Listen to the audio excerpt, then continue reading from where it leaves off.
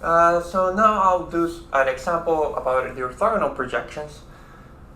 Remember that if you have a vector v and another vector u, the idea of the orthogonal projection is that it gives you the shadow of this vector along the other vector.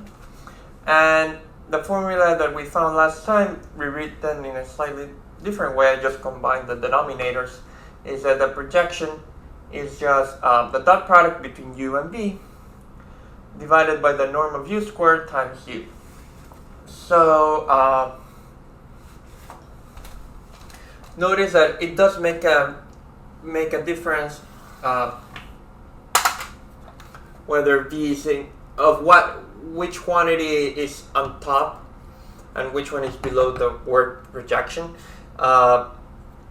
Notice that in particular v only appears once. Now, I mean, once you have the formula, in practice it's quite easy to use. So let's do an example, and then I'll say something more about it. Let's say that v equals 1, 3, and u equals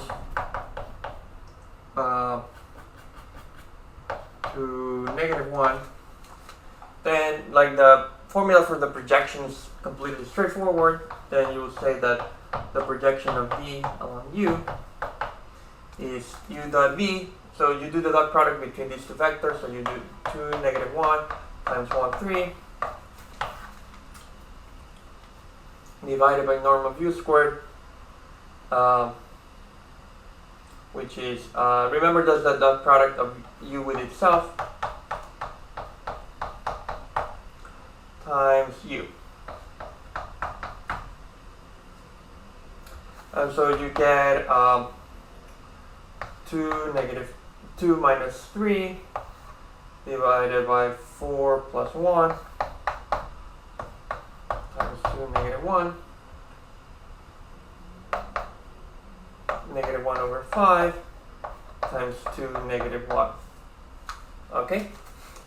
And maybe the important thing, as you can see from the formula for the that we just found, is that it tells you that the projection is just the vector u rescaled by some amount, which is the whole point of this shadow business, right? The shadow is supposed to belong to the line determined by u, so it's just a rescaled version of the vector u.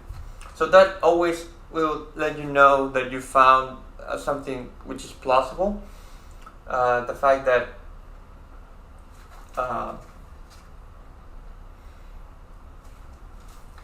it is a multiple of the vector that appears downstairs. In fact, you can think of v as being here, and u as I guess being here.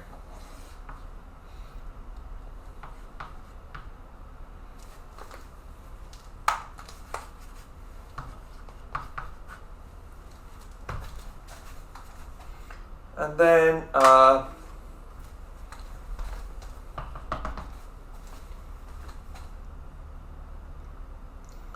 the vector, the projection vector is a negative multiple of u, which means that it actually you have to well, it's probably is not the best. So let's see. Yeah, it has been reversed, so it lands somewhere in there, but it's not too clear from the picture that I made. It should have been made a bit more accurate. Now, so this is in practice, that once you remember the formula, computing it is not too bad. More importantly, let's just draw some consequences from this orthogonal projection. Notice that since v appears only once, the projection, say, imagine that you had two vectors, v1 and v2, right? and you want to project a sum along the vector u, well, you would use the same formula here, but you would replace v with v1 plus v2, and then you can distribute the dot product. And so that tells you that this is just the same as the projection of u, of v1 along u, plus the projection of v2 along u. In other words, when you are computing an orthogonal projection, you can sort of split it into the individual pieces. But the same principle, if you just had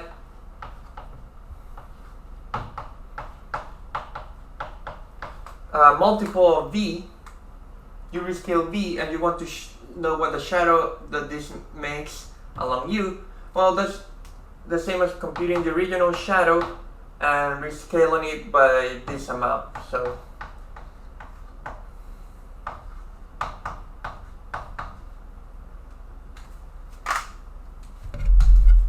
So in other words, when you apply the projection, you can sort of pull out a number out of the projection formula.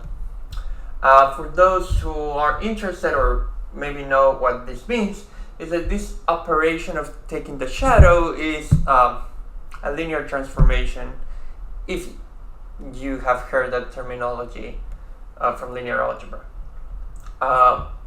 Maybe the last thing that I want to say about the orthogonal projections is that the picture suggests that you can break the vector v into two pieces. One that's this projection, and one that's complementary, right? And the complementary part, I mean, it has to be something, let's call this w, right? So it has a this vector w has a property that the projection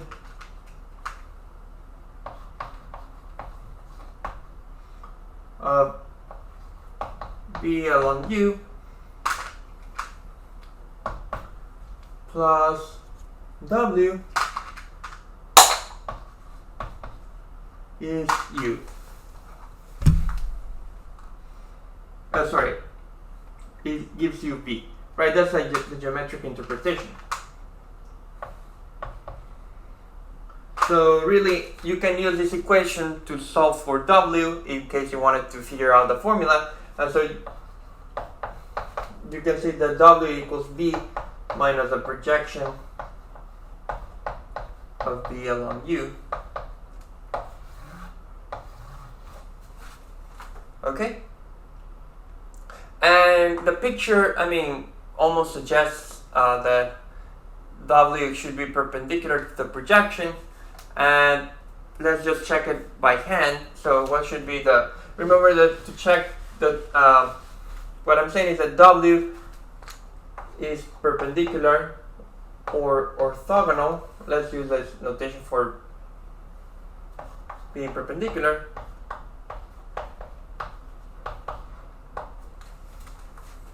To the projection, and in order to see that, let's just compute the dot product. Remember that two vectors are perpendicular if their dot product is 0. So what is w dot the projection? Well, that's v minus projection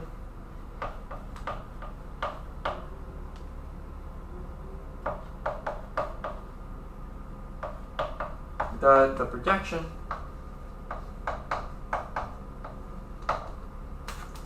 but this is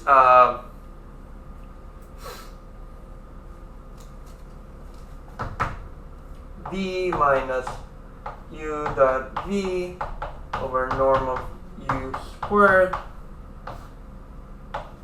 dot u times u dot v times u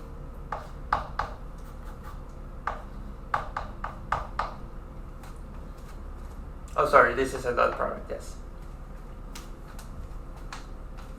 So when we do this, you distribute. This is like a number, so you just get v dot u. So you get u dot v divided by the norm of u squared v dot u. Again, minus, this just gives you minus u dot v squared over norm of u to the 4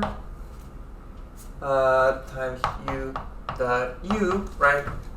You distributed that, but this is norm of u squared, so you get, notice that you get u dot v squared over norm of u squared minus u dot v squared. As I said, this is norm of u squared, which cancels the power of 2 here, so you get this, and so you get 0. So this verifies this property. And so what that means is that you're breaking. So what that tells you is that this vector v decomposes into a component which is aligned with the vector u, and a component which is perpendicular to the vector u. Okay? And these are the main features of the orthogonal projection.